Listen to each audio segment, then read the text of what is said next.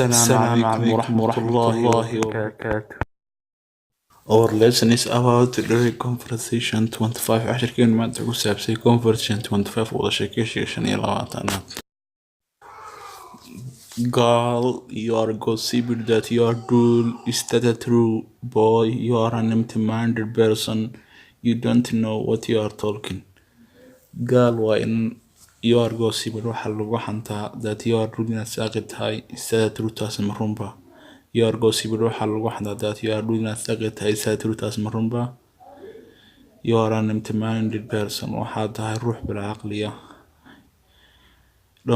You don't know ma garanaysid what you are talking waxaad ka hadlayso. You don't know ma garanaysid what you are talking waxaad ku hadlayso.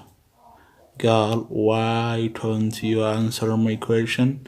See, the question has no answer. Why don't you answer? maxaad uga jawaabi weyday my question su-aashayda? Boy, wiilkii waa hadlay. See, the question su'aal xuni has no answer. jawaab male. Why don't you answer my question? Boy, silly question has no answer.